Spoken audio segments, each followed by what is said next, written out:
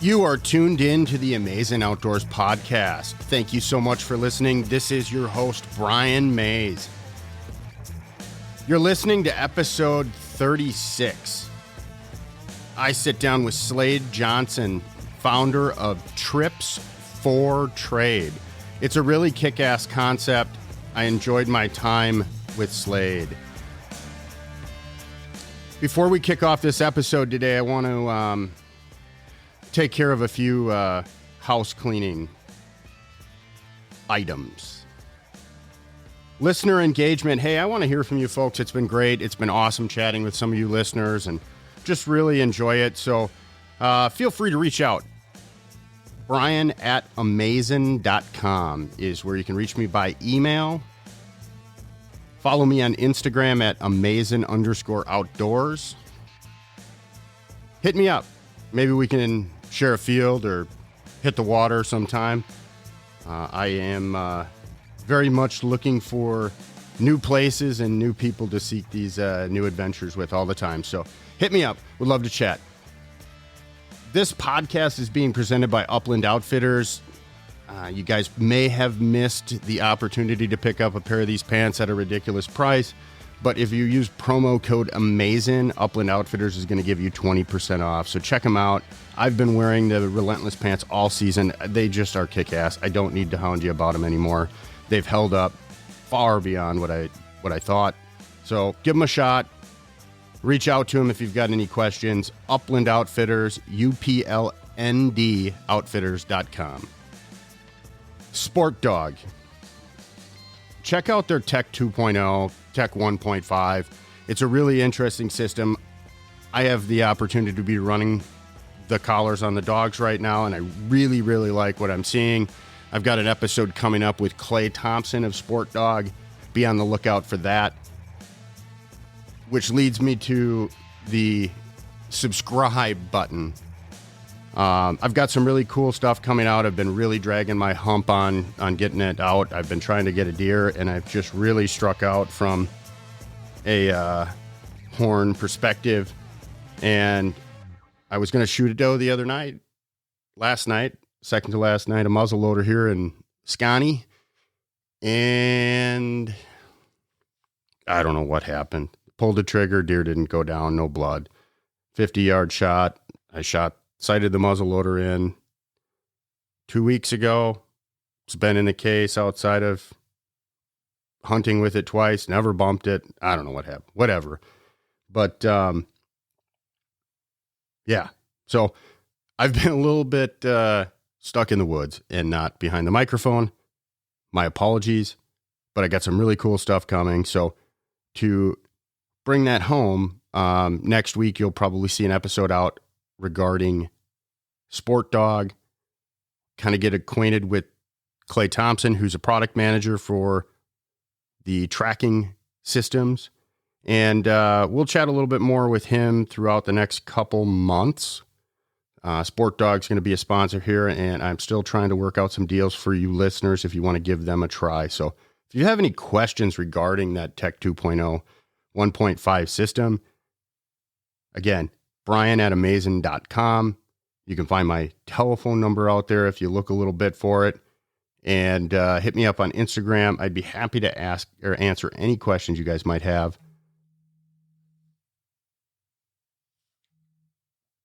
I'm going to get on with the show. But before I do that, I do want to mention Trips for Trade. It's trips, the letter 4, trade.com. That's trips, the letter 4, trade.com.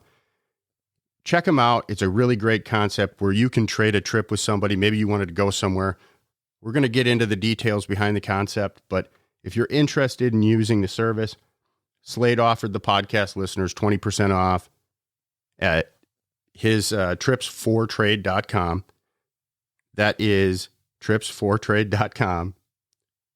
The discount code is AO20. Check them out. Here's today's show. Rock on, folks. See you out in the woods. Good luck.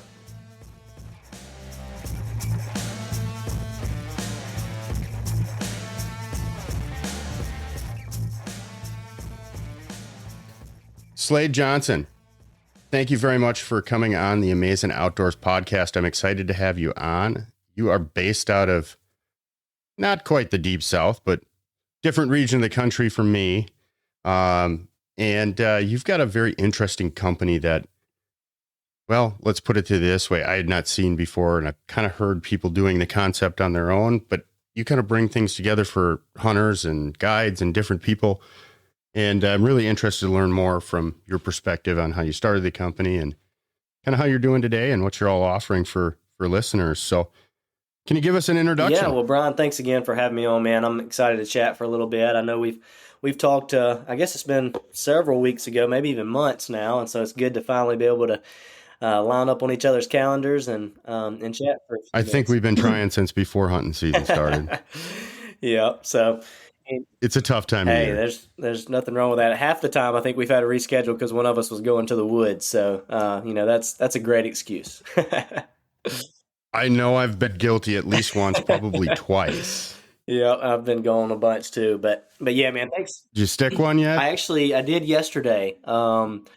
Oh, right on. We'll get into it first. I don't want to take away from your intro here. Perfect. But yeah, thanks for having me on. But yeah, I guess kind of a little overview. I grew up in a small town in West Alabama called Butler, Alabama, and went to school at the University of Alabama in Tuscaloosa and started a couple different businesses then. The main one being Trips for Trade, and that's what I went full time with after I stayed for grad school and got my MBA at Alabama, and then stayed here in Tuscaloosa full time after school, and we raised some money to grow the business and brought on a few guys on our team, and yeah, so we're now full speed ahead, just trying to continue growing Trips for Trade and connecting people on trips, and then also taking a lot of trips ourselves.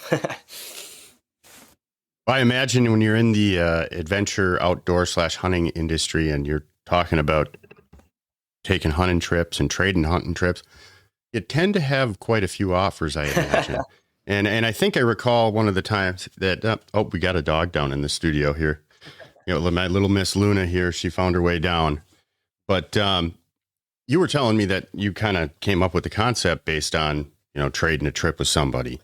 Exactly. Yeah. So the backstory and kind of I'll elaborate a little bit more just because of the passion that kind of goes into it. But I grew up very, very blessed, man. Grew up on a family farm where my dad and my granddads were, they had me in the woods every chance I could get. And my one grandfather in particular, I was in his. Were you guys working a farm by chance? It was more of a timber farm. We, he. Sure, we kind of have the same thing, so a very similar kind of background in at least opportunity wise. Yeah, exactly. So yeah, man, you understand it. It was any chance I could get. If I had free time, I was with my grandfather in the woods and or fishing or whatever it may be. And anyways, he was a huge turkey hunter, very, very good at it, and kind of a local legend, I guess you could say, for turkey hunting. And at the time, I really didn't realize what I was growing up with, but he kind of instilled that passion in me. And when I was in middle school, he was going after his Grand Slam, which is harvesting all 4 subspecies of turkeys across the country. And I desperately wanted to go on that last trip with him. And he's like, no, when you get to college, we'll start yours. And what he's really saying is it was a boys' trip, and he didn't want to take some teenager along and come back and tell grandmother what all went down, I'm sure. But anyways, they went on, and we learned real quick between hunting and fishing camp what happened at deer camp or what happened up at Rainy Lake. It stayed at Rainy Lake. But yeah, I can imagine. There was a time where we weren't allowed quite that too. Exactly. So, I'd always look forward to getting to college and starting that. Well, my freshman year of college, he passed away, and we were never able to go on any out-of-state trips together. And that was one of the toughest times I'd been through, and the only family member I'd ever lost. And, so I was struggling with that. And my dad was like, why don't you and I kind of do your Grand Slam in memory of him? And I was like, I'd love to. That'd be awesome. And so he said, well, find some outfitters and line it up. So I started looking at outfitters, and I was like, this is going to be a $10,000+ deal for my dad and I to go on these trips. And I was like, I don't want to ask him to do that. We really don't need to spend that kind of money on these trips. I was like, but why not swap a trip? my grandfather's been doing this with friends of friends my whole life. We realize what we've been kind of blessed with and like to share that. So we're taking people on our property all the time and got a little camp people can stay in and just really enjoy that. So I found a guy on social media that posted a picture of a bunch of Miriams in Colorado, and I messaged him and I said, hey, I see you got some turkey hunting out there. We've got some really good eastern hunting in Alabama. Would you be interested in doing a swap? And he was like, man, you and your dad are more than welcome to come out here and turkey hunt. He said, but I hear you guys have hogs in Alabama. Any chance I could bring my son and we come hog hunting? And I was like, absolutely. We'll pay you to come shoot the hogs. Like this, they're a nuisance for us. And he came, and him and his son killed their first hogs, and then my dad and I went out there and started the Grand Slam for me. And since then, we have become really good friends. That's a guy that I talk to about every couple weeks, and I've been back out there 4 or 5 times since then. I actually just swapped with him again this year and shot an elk at one of his places in Colorado in September. And so yeah, man, it's just turned into like a really cool relationship, and Does he like to hunt whitetails and during the he rod, or does absolutely. does he like to saltwater fish down in Florida? He does that as well. Or maybe musky fish, yeah, no, and that's why when we started connecting, and I'm not going to take us down a rabbit hole, so please kind of go back to a little bit more of the story and kind of where you guys are at today. But side note is, I got a few different experiences myself that I could put on for people. And my father and my uncle are both getting up there in age, both have different health issues. And we've gone elk hunting the last few years on public land, DIY kind of style. And it's like, this just isn't going to work for you guys. Like, I want to go on a hunt somewhere where, we've got either private land access or, things are just stacked a little bit better than, running down an elk on a mountain face on public land, trying to beat other hunters to it. And it just doesn't work for that. So personal side note, like maybe during the podcast here, we can kind of go through at least a little bit where, my scenario, kind of how we use your website and service to kind of try to help to accomplish, maybe bringing down some of the costs to go do some of these things. Exactly. Yep. No doubt. That's that's the thing. It's like, you're building relationships that are going to last a lifetime, and you're having experiences that are as good, if not better, as paying outfitters. I mean, a lot of our guys are even outfitters, so you could be going with an outfitter, having that full outfitter, premium experience, but not paying the high cost that goes with it. The outfitters typically like to do things too, so they might be interested in what you have. And so our kind of makeup of members is anything from outfitters to private land guys to clubs, leases, to even public land guys that just, like, hey, come join me. I've been doing this for years and know the property, and would love to have you tag along. So yeah, man, it's definitely a way to save some money and also have a really cool experience. But to kind of, I guess, conclude the story of starting it out, man, when we did that first swap, I was going through business school at the time, and just really saw that this could be a business opportunity, and did the due diligence and realized there wasn't anybody that had a like a premium platform for the outdoor industry, and there wasn't anybody that really combined multiple different categories. So that's why we built Trips for Trade, and essentially, for those that haven't heard, it's just a website for swapping trips in the 4 categories of outdoors, adventure, vacation, and sport. So, we're targeted and we're focusing on outdoorsmen, but you don't have to necessarily have a hunting property to use our platform. You could leverage your beach condo or lake house or sports tickets or ski passes, whatever it may be, to get access to a really cool hunting trip or fishing trip or whatever that may be. So the first thing and I didn't throw this on you, and let me know if we need to either take it out of the podcast or it's not something you want to talk about, but there seems to be potentially a lot of liability concerns for potential people that would want to maybe offer something in both, are we going with somebody that's kind of worth the value of what we've given? They say they got elk and you show up and it's like, not really. So both from, safety and, the value perspective of swapping trips, how's your experience been with trying to coordinate that with a bunch of third parties, really? Because I mean, obviously you've gone out and done some stuff, but you're connecting a bunch of people that potentially you've never met before. And how's that been for people? Yeah, so definitely great points to bring up. So what we've seen is that there's kind of this old school kind of handshake mentality that our platform has developed, and it's made up of great people that like to do the same things, and so that organically just turns into a really cool relationship. And so from the I suppose, and to kind of interject, you're trading a trip with somebody. So, somebody goes first and then you get to know that person. So then you go out for the other trip. And I would imagine, like I said, there's, like you said, there's a relationship that develops that's beyond, hey, I'm signing on a contract here and, somebody damages my condo, that kind of thing. I imagine you start doing these things, like you said with earlier in the intro, you went and gone out and hunted with this guy a couple different times. Like you said, the old gentleman's thing.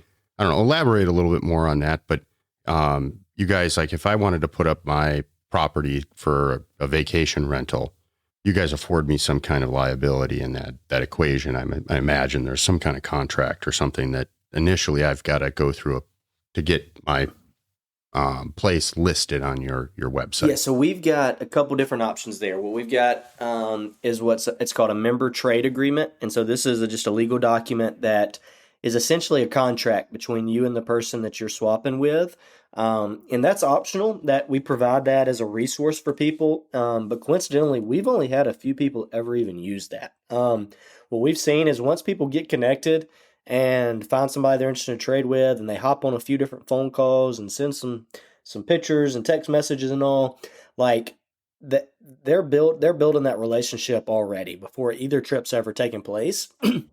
Sure. And that works out. That makes sense. It works out really well. I mean, we encourage that, and we've got that member trade agreement as a resource to kind of help keep people accountable, and then we look to build out a few more things, such as like an accountability deposit, where we can kind of hold some money in escrow until both trips take place, and then we return the money.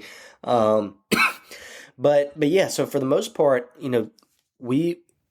people can, once they talk to that person, they can kind of feel the vibe there of, is everything checking up?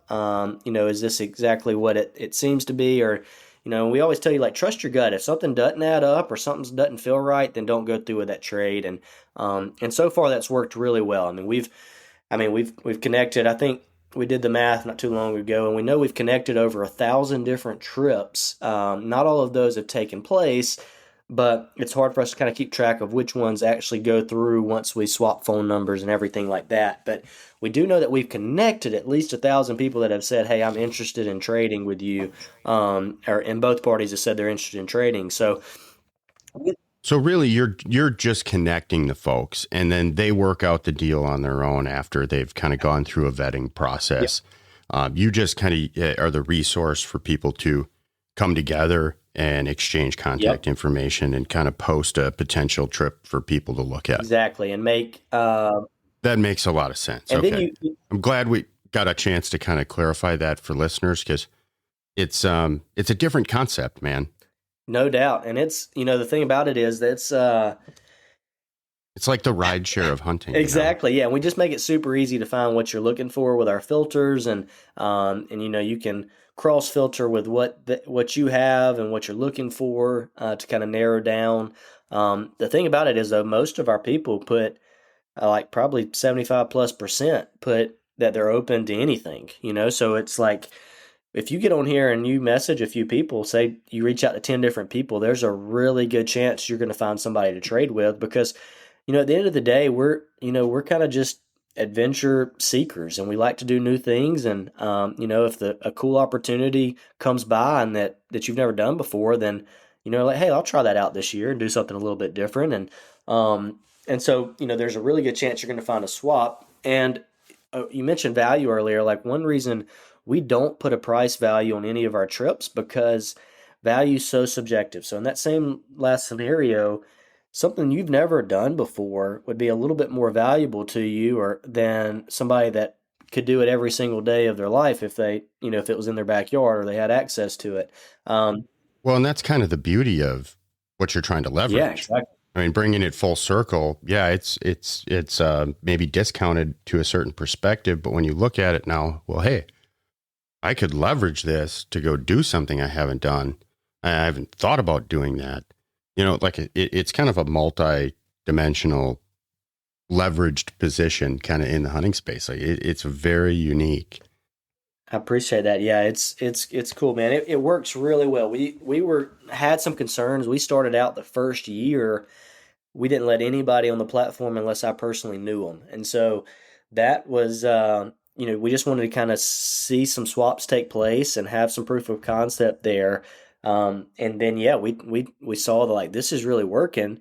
And then we eased into it, letting people that we didn't know on the platform. And then we started promoting it and marketing it. And it's cool how it really does work out. Now we know it's not foolproof. We know that, if you with enough people that we'll eventually have a couple bad apples in the group, but we feel like we can weed those out pretty quickly, and the chances are super slim there. And we feel like 95 plus, maybe even 98, 99% of our members are gonna be, once you talk to somebody and feel comfortable making that exchange, you're gonna have a great experience. And that might not necessarily always mean killing something for the hunters, but the main thing we tell people is just make sure you're treating people right. Make sure that you're giving them accurate expectations of what to expect. And then when they get there, as long as those expectations are met, regardless of the kill, they're going to have a good experience. Right on. So it's been neat, man. We're just trying to keep growing it. We've got trips in all 50 states and 12 different countries. So about anywhere you want to go, you got something pretty cool to do. So just because the topic's on my forefront, I've got half of my stuff laid out in the garage, and it's even more complex because I'm hopefully today going to go pick up a new hunting truck after hunting out of a Chevy Impala for most of the season because those bastard new vehicles, screw them, and took a crap. But I'm going to Kansas, and I'm going down primarily to hunt quail. We can, hunt pheasants up here, and this time of year, might luckily run across a prairie chicken, but it's not the primary focus, and probably won't spend any time looking for them. Yeah. But do you guys have people out in Kansas offering, private land access for quail hunting to, look up for swapping? I'll have to see on the quail. I know we've got some Kansas trips, and a lot of whitetail stuff, I imagine, out there. That's real popular. Turkey is real popular. I'm not sure on quail, which I also don't necessarily handle the day-to-day on like getting the trips listed or approving them. We've got a member on our team that's kind of his sole focus there. Yeah. But yeah. No, you're the big wig, man. You got the vision. Well, no, but yeah, anybody can go. You can go to our trips tab on our website and type in Kansas, for example, and it'll show you all the trips we have there and kind of see what's available. And two, you might find somebody that, for something like that, I could see some of our members having that and not necessarily have even listed it. So you might find somebody that has deer or turkey and, just start chatting with them and get connected and see if like, hey, do y'all by chance have some quail on the property or something like that. And, there's a lot of guys let me back up. That's one thing that we actually battle with people that have stuff like that or things that aren't necessarily a high ticket value. If you were to sell it, they think it's too small to trade. It's like, you don't realize people that don't get to do this all the time, like, enjoy these things. Like there's really not such thing as something too small to trade. Yeah, you might not trade a quail hunt for an elk hunt, but you might trade it for a different duck hunt or something. And so, well, for instance, I'm a guide. I'm a licensed guide up in Wisconsin. I do kind of unique fishing. most people are like, oh yeah, you're up in Wisconsin. They think, a guy's got a 15, 20-foot boat with motor on the back. Well, again, kind of my personality is, I came out of some saltwater stuff and I know how much those motors cost and I know how quick they go bad. I didn't want one, and I found a lot of peace and solace, and I started exploring the rivers and canoes, and eventually migrated to a drift boat, and now have a raft as well. So, I've got a unique fishing experience for smallmouth and muskies in the summertime.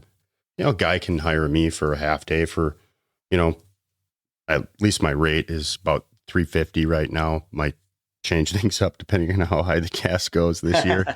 But, I averagely, when I reach landowners down in Kansas and other states that actually charge people per day, it's like typically $100 a day for bird hunting, kind of is what a going rate usually is. So, yeah, I mean, a guy, I can swap him a day trip and, help. Let me come back a couple times during the Kansas season for, a day on each trip, Yeah. It's something like that. Kind of sounds like it would be of potential interest to somebody. And, yeah, I'm really interested. When we first got connected before the hunting season, I'm like, I got to dive into this. And I looked for a few days on kind of some of the different things you had. And at that time, people were chatting about, hunting out west for elk. And so I was looking at some of that stuff for my uncles and stuff, my uncle, and my dad. And it was really interesting. And I told you this morning, I hit you with an email. I'm like, I'm in the office today. Let's connect, man.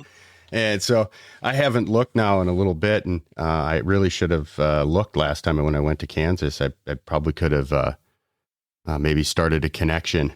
So can you give the listeners an idea of if they were interested today in going out and maybe they had an idea or at least taking a look at what you guys offer? Right now, I'm a businessman. You said you're a business guy. I'm still not quite seeing where, Trips for Trade here makes any money. Yeah, exactly. So is there a membership fee as an individual wanting to go into this? Is there a commission paid on connection? How does that really work? And how would people, obviously go to your website, but how do we take advantage of your whole services and what's kind of the cost structure for somebody? Yep, perfect. So we run off of a membership model. We've got a few different options there. Most common is our annual membership at $125 a year. Then we have a premium, which is kind of more of what our outfitters do. That is $250 for the year, which gives you a little extra promotion on your listing. So you can also sell trips on our site if you wanted to. And then we have the monthly option, which is $12 a month. And that comes out, $144 a year. But what we've, we tell people there, if you use that option only really if you're kind of wanting to break the payments up, because with us, you do need to be with us for several months, to really use the most out of this platform. So that's why we really push people towards that annual membership. And we don't charge any transaction fees, and you can go on as many swaps as you want. You can list as many trips as you want. So what we found is this is the best way, just kind of the best model for our members. You go on one trip, you're probably going to save thousands of dollars, comparatively to paying an outfitter or whatever that may be. At least you're going to save a lot more money than the cost of your membership. And yeah, you can, like I said, you can connect with every member on our site if you wanted to. It's there's really no limits there. We want you to go on as many trips as possible.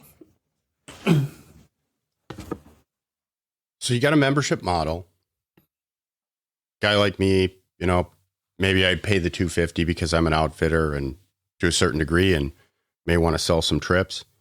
What other resources do you guys have within the platform for a member other than kind of, here's a set of listings and kind of guys connect? Like, do you have help with us kind of, it sounded like earlier when we were talking about quail that once you kind of get to talk to some of these people, you're able to kind of maybe shine a light on stuff that they haven't necessarily talked about or thought about offering.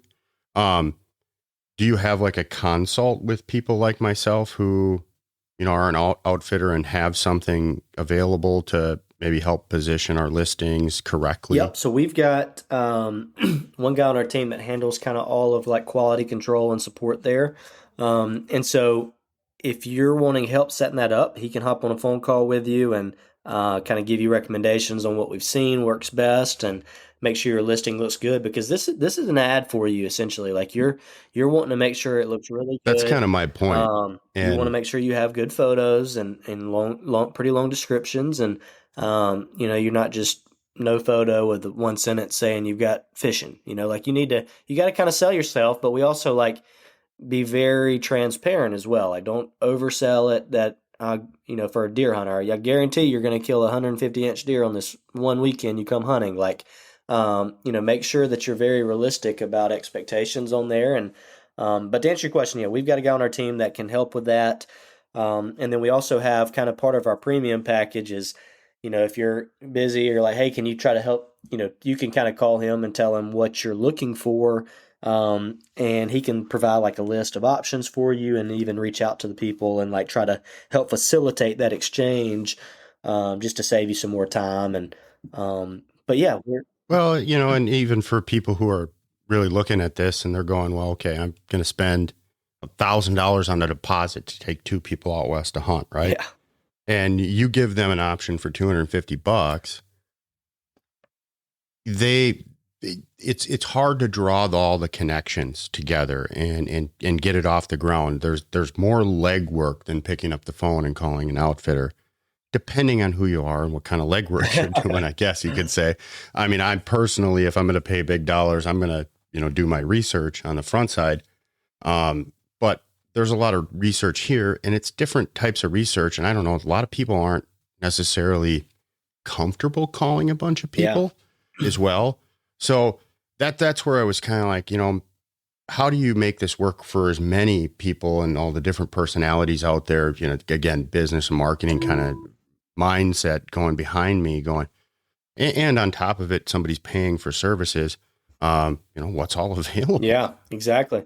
And I think, the kind of cool thing about this is you can really make it whatever you want. So we've got it where you can just email people, you can call people, you can reach out to as many people as you want. You can sit back and let your listings ad do the work for you and have people reach out to you kind of more from a passive standpoint.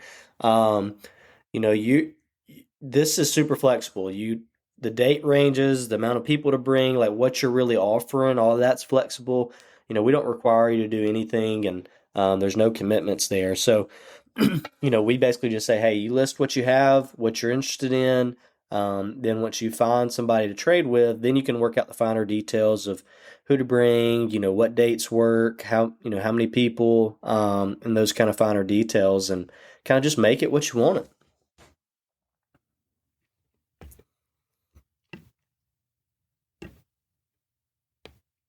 Can you hear me, Brian? I think I lost you for a minute. I had the mute button on, man. My fault. I started talking. You couldn't hear me. Oh, good. I got dogs running around upstairs. So if I can save a little bit of a bang for the listeners, because I'm actually quite too lazy to go back and edit all the little stuff out.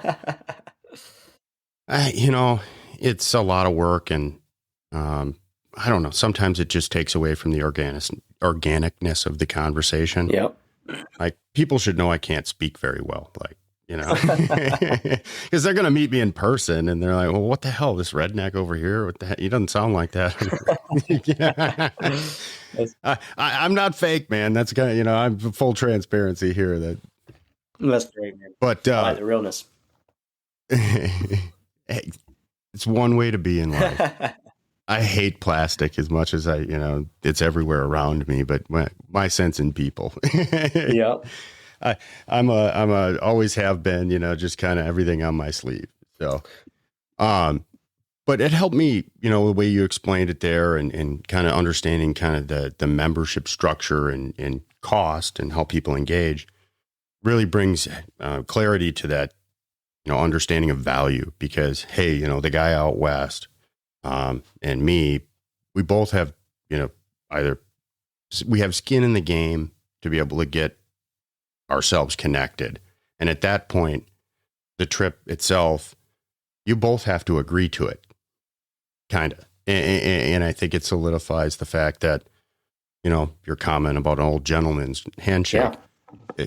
Given this kind of platform, you're allowed to kind of operate in that way, which is really great. And I think there needs to be more of that today.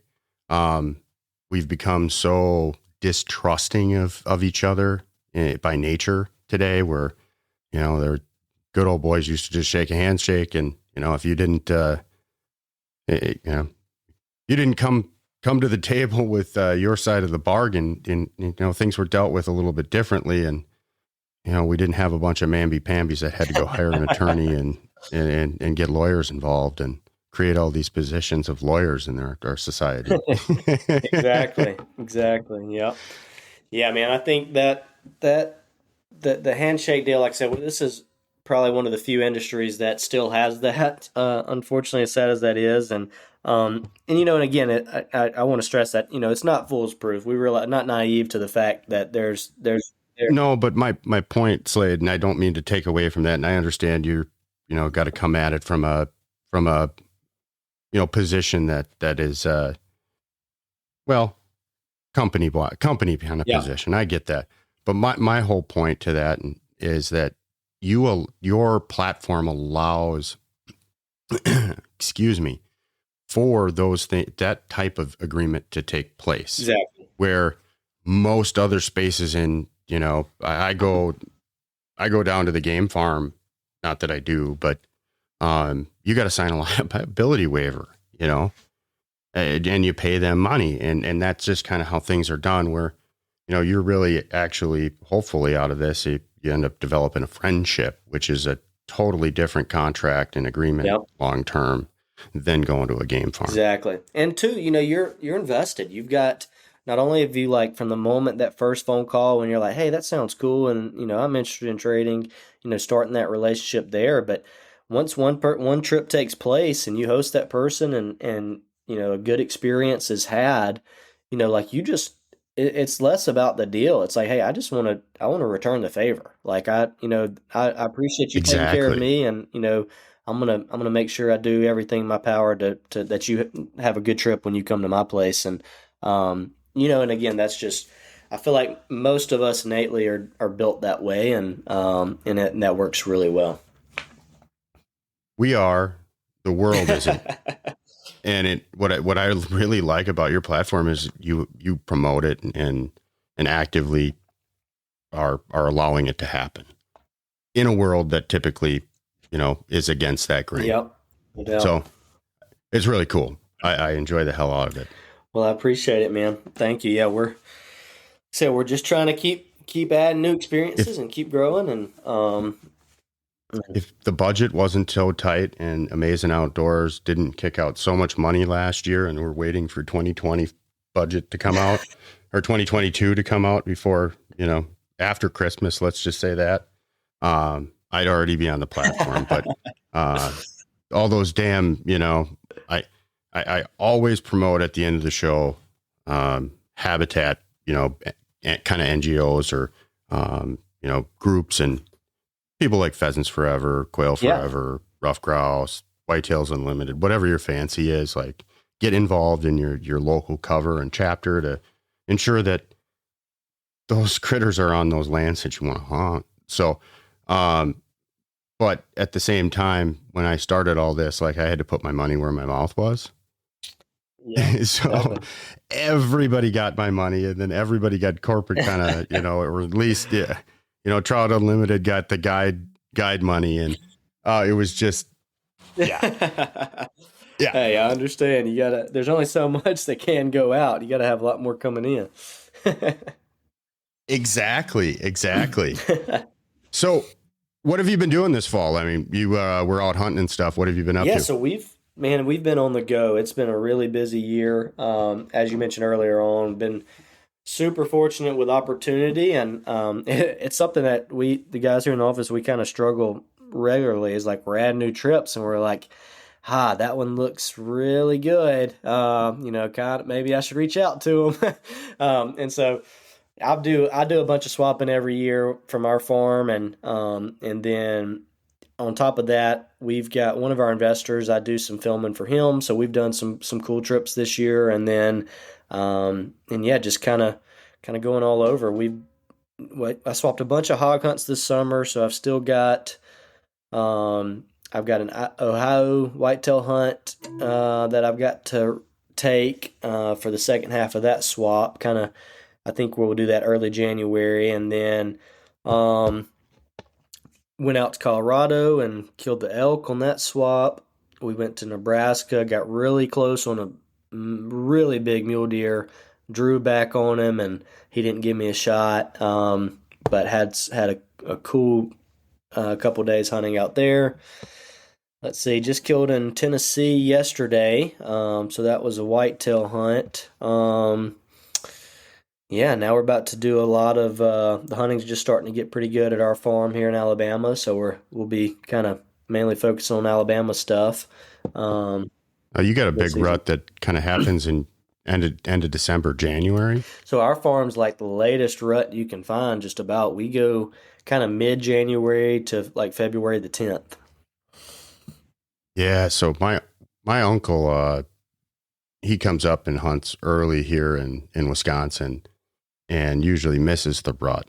And he's a Florida boy, so he don't like October 1st and the first cold wind out of the northwest. He's out of here. Yeah. He's worried about his freaking RV tank freezing and all this stuff. And it's like this year, I mean, hell, today's the first cold day we had.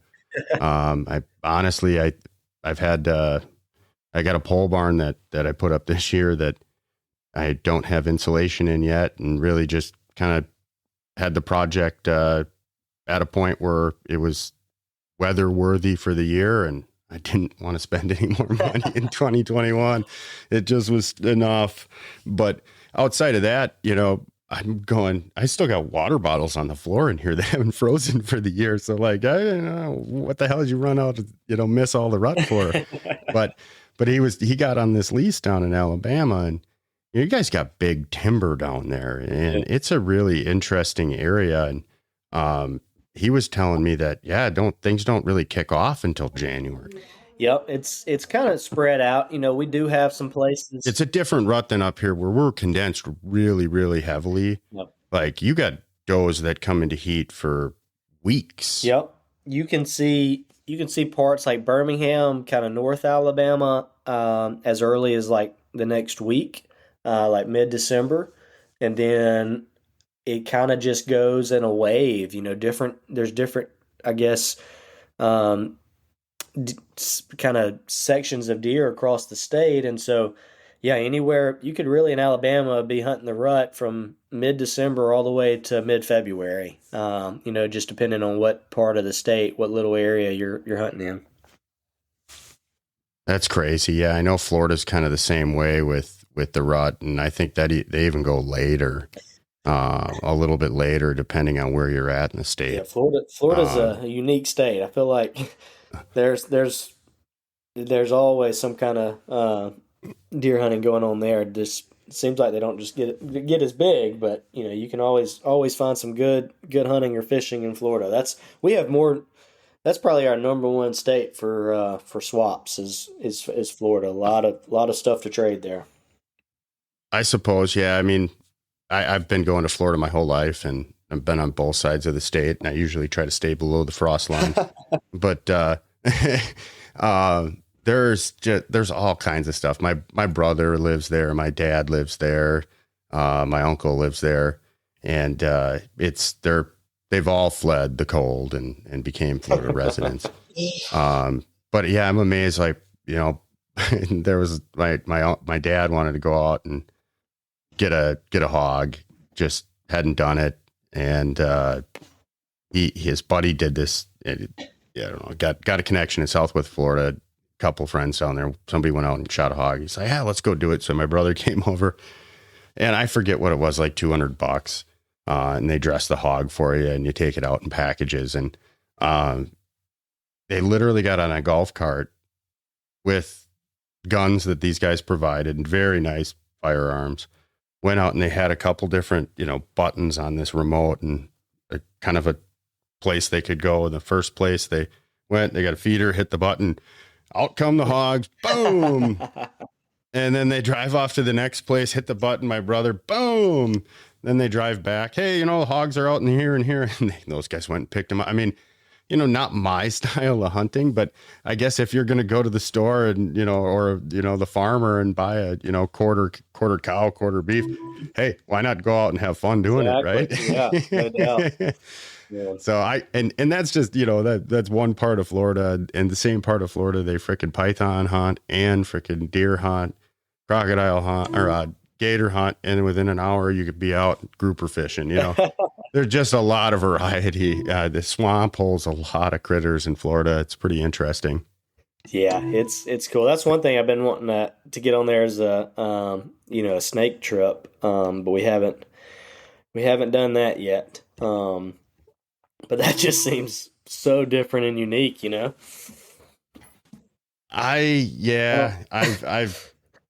live down south, so you probably encounter more snakes than I do. We don't have but one. Actually, there's two species of rattlesnakes up here that are pretty docile, and they're very hard to find. You don't typically run across them. I've only one time ran across one of the rarest species, and it was a super hot spring day, and I was in bluff country, and I was looking for morel mushrooms, and I heard the rattle, and I mean, it was maybe 8-10 yards away from me, and it just sat there, and I walked over by it. It didn't move, and I mean, if I would have touched it, I'm sure it would have. But it was the springtime. It was like 80 degrees, and I'm sure the thing just came out of its hole from the winter. But you have more snakes down by you, so maybe you want to touch them things, or maybe you have touched more of them. I just don't like snakes, and never really have, and I don't ever see that I will. Like, I can't imagine going out, and I watch it. I've seen them on TV and on YouTube doing that stuff, but that's not for me. That's at least not yet. Like, unless I have to for food, like I will. I'll put my big boy pants on, but I'd rather go out and catch grouper. I don't know how much I want to do it, but I think it is unique and different. So I like to have those kind of cool trips on the site in case people, want to check them out. But yeah, oh, absolutely, man. People, I think there are people that would want to go do that. I know people who are very comfortable with snakes who think it's I forget what the show was on TV, but a couple of my buddies told me about it, and I don't know, if you're out with them and they run across a snake, they're going to want to mess with it. I'm more of depending on what it is, let it be. Yeah, exactly. We've here in Alabama, you're right. We do have a bunch of them. We see snakes pretty regularly. Cottonmouths down there pretty bad. Yeah, I remember being younger, that was something we did for fun as kids, was get some of the buddies together and we'd go around all little ponds on our property and look for cottonmouths. So, and it was not hard to find them. Yeah. So there are a bunch of them, and we see a decent amount of rattlesnakes and copperheads, and then a lot of other non-venomous snakes. But it's definitely something you got to be on the lookout, especially being a big turkey hunter. Yeah, I would wonder it's always been my concern about traveling to some of these other states in the springtime like that. I even get kind of concerned. I was looking at doing sage grouse this spring or this fall, early September out in Montana with prairie rattlers. And then you think about, I know some guys that go down to Arizona and hunt quail down there. And, it's definitely, as a guy coming from up north who doesn't encounter them at all, we definitely think about it differently. Yeah, no doubt. And it's usually on a good caution, but probably worry a little too much about it, at least in the time of year that we tend to go. But spring's a whole different animal. It is, man. Yeah, we're always on the lookout, but it's just kind of a way of life around here. You don't let it keep you from the hunting. You just try to be aware. What do you guys carry? Little, 357s with 38, snake shot in them? Man, not necessarily. We've, yeah, I'm being a little facetious. yeah, we just, if we run across someone on the turkey hunt, they might get a turkey load.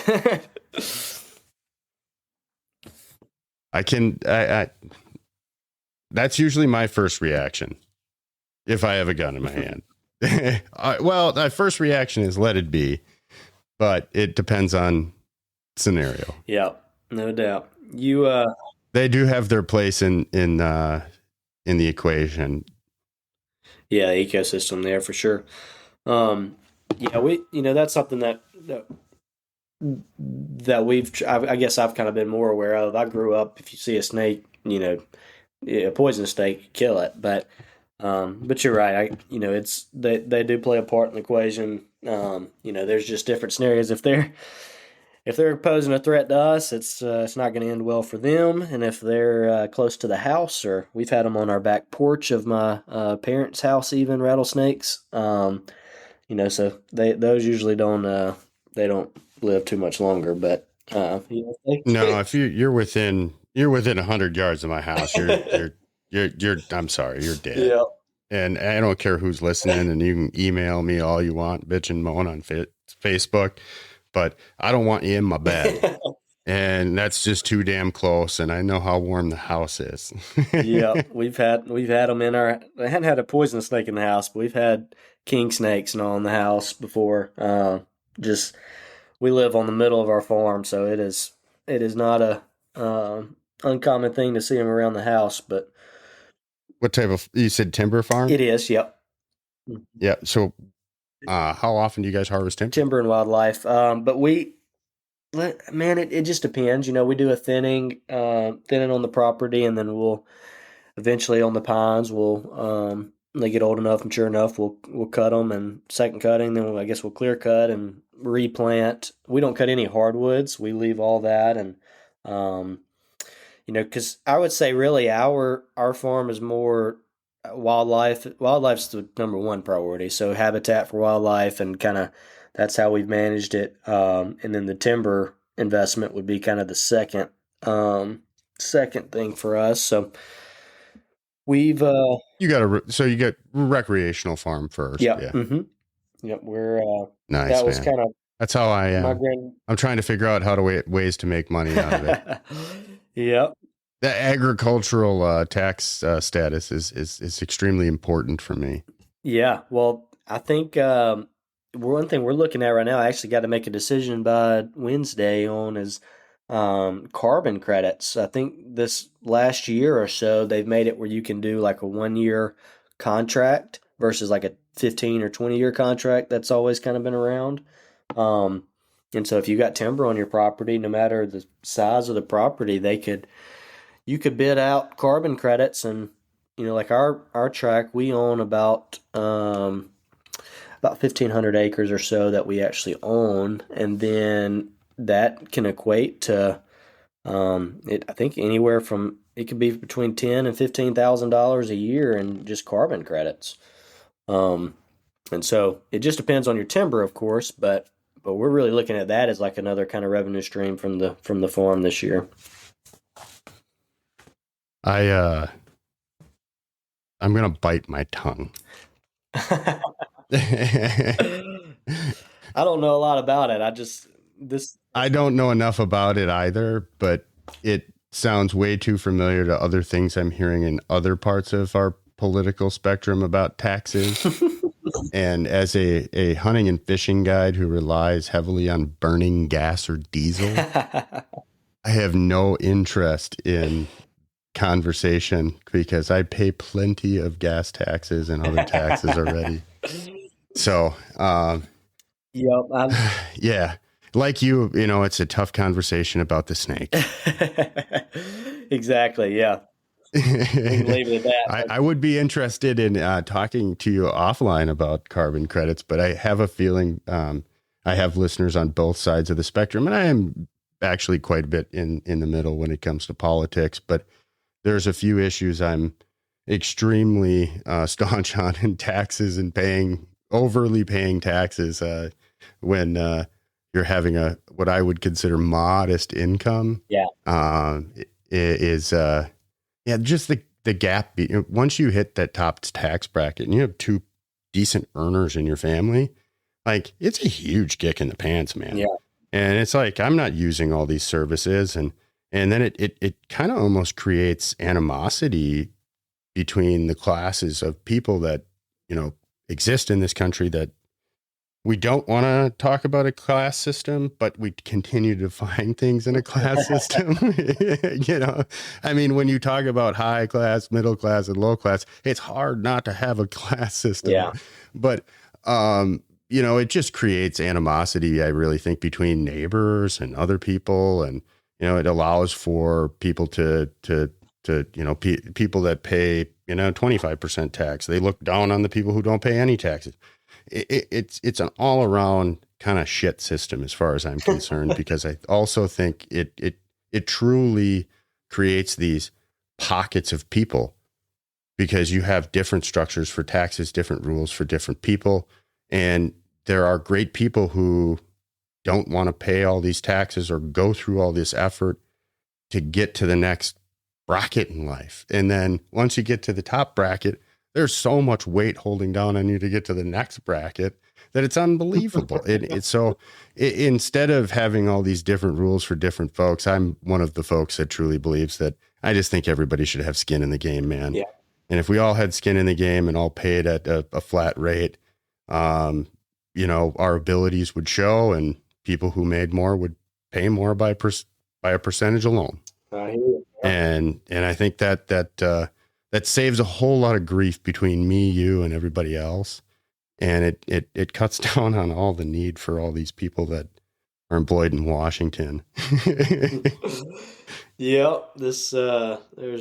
I'm a big states' rights guy, so. I hear you. Heck yeah, man. Well, local politics, man, are the ones that affect you the most. And I can't tell you how many times I talk to people and their first answer, well, let's go to our congressman or senator. And it's like, no, you can kind of maybe go to your county treasury person or maybe your county commissioner. Like, that would be the first place, because that, or maybe even your township or your city. Like, do you know any of those folks? Yeah. Start and yeah, it's kind of a backwards ass system right now. But anyways, we won't even go there. Let's talk a little bit more about hunting. Yeah. Man. So, you killed a deer in Tennessee, you said? Yep. What'd you shoot yesterday? It was a nice mainframe 8-point that had kind of matching flowers coming off its G2s, making it a 10. Nice. So, it was a really cool buck. It's a property I got permission on back in October, and then this was literally put up a camera, and the first picture I got is this buck during daylight, and I'm like, all right, I'm in this guy's core area. And he was a regular, and then went back in there and hung a set, and this week he's been following a doe pretty good, and the bucks are cruising up in Tennessee, and anyways, he got pictures of him bumping a doe on Monday morning at daylight, or 7 or 8 a.m. and I was like, I need to get up there and hunt. So I went up to. I've been in Tennessee for the last 5 or 6 days, and just hunting in the mornings, and then working remotely up there. And I had a big encounter with him Friday, multiple different times. I mean, seemed like everything that could go wrong went wrong. Ain't that happened to me all season, man. All season. I flew an arrow on a buck that my buddy was up during the rut, and he stuck one. I let him sit in my best stand. And that's just kind of the guy I am. So I think your trips for trade thing's going to work out great. Yeah, for me. you're great experience. It sounds like. No, so he sticks one, and he gets down. He's looking for his arrow. I mean, the buck died. He saw it go down right 30 yards from him, and so he was just kind of looking for his arrow. And I was going to sit for maybe another hour or so, and then I was going to go over and help him out. And this doe just comes crashing in, and, 4 corn behind him, whatever. There's just a parade of bucks coming, and he hits the deck, and he calls me, and he by the time he called me, the big giant 8, bigger than the buck, the 10 point he shot, came in and corralled her into this blowdown, kind of about 30 yards in front of him, and then just kind of started tending her right there. and so he gets on the phone with me. He's like, "Get your ass over here, man." And I'm, it's on my lease farm, and he's on 80, on the north side. I'm on 120 acres on the south side. And so I got to clear a county road, get across, and I'm hoofing it. And I got in there and got a shot off, but it was about 40 yards, and I thought it was 30. Oh, man. Cleared him underneath the heart by about 3 inches, maybe 4, but it happened so fast, man. That's frustrating. I was shooting with my backpack on, and, I literally just dropped the phone in the woods because I was sneaking in with an arrow. It was pretty cool the way that the timber rose, but the podcast guests listeners have definitely heard a little bit of that story already. But so yeah, what happened on Friday, man? Did you rattle him in or anything like that? I never really think that I've phased him at all with any rattling or grunting I did. I think he was just hot on that doe, and she wasn't quite ready to give anything up yet. So I think he was just sticking with her, waiting for his time. And anyway, I was filming the does come by. There was 3 of them, and then a little small buck, and they walked in behind my stand and got to the trail that I was on, that I walked in on, and it's like they hit a brick wall. They obviously smelled my little path right there, and then they stopped, looked around. Well, then they walked my trail back down the hill, and I'm like, okay, well, and so I'm filming that, and I stop, and I'm actually doing like a little interview on the film, and I'm like, it's pretty cool, like 1,000%. They smelled where I walked right there, and that changed their whole pattern. And as I'm like saying that to the camera, I hear a leaf, I hear something in the leaves, and I turn my head, and it's him following them, and I'm like, hold up, and, I had to turn the camera real quick, grab the bow, and he's coming in, and he's about to be, I think he's standing. And you're self-filming. I think he's standing maybe 7 yards from the base of my tree by the time I go to draw my bow, and he's about to walk right underneath me. And I go to draw, and I guess before daylight, when I put my arrow in, I didn't fully nock it, and I'm shaking like a leaf. Of course, it gets me so worked up. And with that shaking and pulling back, and my arrow not being fully knocked in, I go to pull the bow back, and the arrow falls out off the string and falls down to the base of my tree. And he's, like I said, he's 5-7 yards away from it, and he doesn't even look at it. He's so keyed up on those does the other direction that he doesn't even turn to look at the arrow. I guess he thought it was a stick falling. And I get another arrow real quick, and then he goes to follow on those does, and I've got one more shot at 25 yards, and I got him in the frame of the camera, and when I take my hand off the camera to draw the bow, my camera leans over, and it basically points straight at the ground. And I'm like, golly. And so that was at 8:15. You're a better man than I am, man. That's why my whole self-filming thing hasn't really turned out so well. It is frustrating. The freaking camera light's a tough deal, dude. It is, man. This is really the first year I've done it, and I do not enjoy it. Let me put it that way.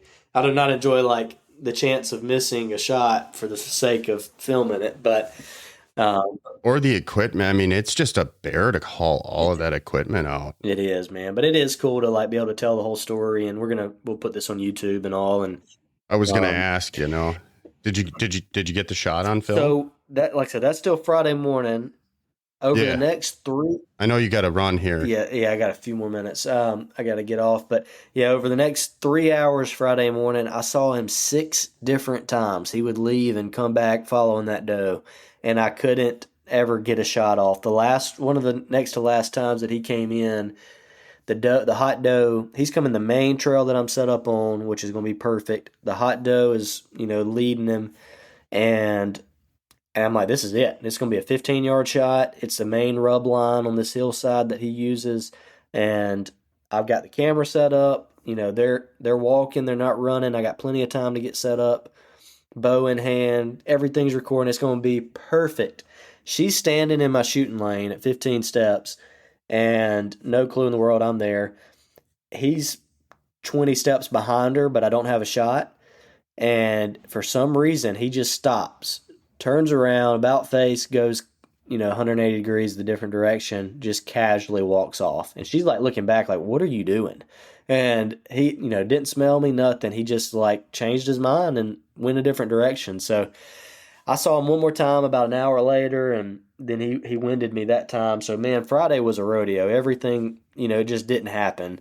Well then yesterday, I sat all day Saturday, 11 hours. I saw 2 deer at daybreak. That was it, 2 does. And then I went back in there for the last sit. Before I had to leave town yesterday morning, and he's the first deer I saw. He came through about 7:15, just cruising that same little rub line, and yeah, I was able to get everything on film, and I made a great shot, and he ran about 75 yards, and it was perfect, man. So it all kind of came together. So when you have the video up? I'm not sure yet. I'm looking at we might launch it on another channel, so we got to get it edited and kind of figure out what channel we're going to put it on and all. But yeah, once we do. Well, when you get a link, I can go back in even if we launch this before you get that all figured out. I'd like to include that in the show notes, man. Yeah, absolutely. It sounds like a great hunt, and we talked about it a little bit here. I would love the listeners to be able to take a look at it. Absolutely, yeah, that'd be great. Cool. So, you got a minute yet? You can kind of give people an elevator pitch on where they can find you, what and what to do with it. Yeah. So the best place to check us out is the website. It's tripsfortrade.com. That's the number 4.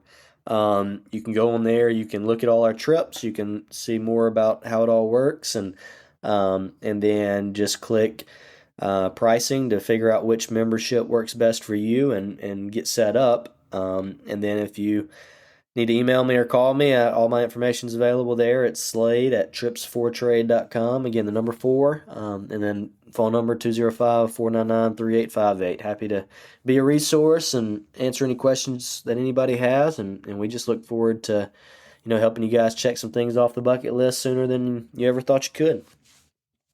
I'm definitely going to check it out and carve out some coin here for it. I've got a few bucket list items that I would like to try, and I believe that, I got a few things that some people might value, and who knows what we might be able to carve out. It sounds like a great platform to connect with like-minded people, and exactly, try something new. And I think one thing we tell people is hey, totally cool because it kind of aligns with everything the podcast is all about. Yep, no doubt. And I think. So we'd like to have you back, man. I hope you're open to it. Maybe a little bit more extended trip or extended conversation. We not try to jam it in one day in the afternoon, but you've got a few more hunts. I'd like an update, and definitely want to chat turkey hunting a little bit with you, and got a few other things that we didn't quite get to today that I'd love to have you back on to talk about. Sounds like a plan. Look forward to it. Awesome. So that's trips or the letter 4 trade.com. Right? That's it. Yep. Tripsfortrade.com. Check us out, and we'd love to help any of the listeners out. Slade, tripsfortrade.com. Thank you so much. We'll catch up soon. All right. Thanks, Brian. Enjoyed it.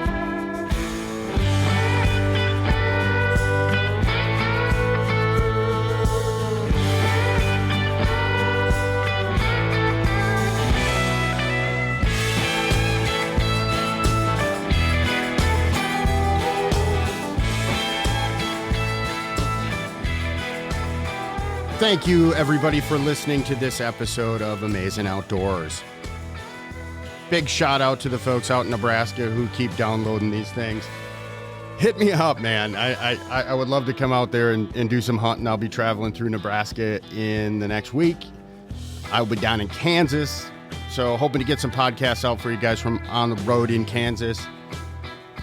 One particular, I'm going to catch up with a buddy of mine who's going to travel along for a bit, and he shot a buck on my farm, so we're going to talk a little bit about that. Join your local conservation effort. You guys hear me talk about it all the time. trips for trade. Check out Slade's company. If you're looking for a unique opportunity and you think you have something to offer somebody, I'm really considering it myself. Use the promo code AO, Amazing Outdoors, the letters A, the letter O, 20, to get 20% off his service. All right, everybody, I got to get my shit packed. I'm going to Kansas, baby. We'll see y'all on the field and in the road, maybe across the road. I don't know. I got a new F-250. We're going to give her a run. So good luck, folks. We'll chat soon. Make sure you subscribe so you can get the latest podcast. There's going to be some stuff coming out next week. Hoping to do a giveaway here soon. So make sure you subscribe to get the latest content.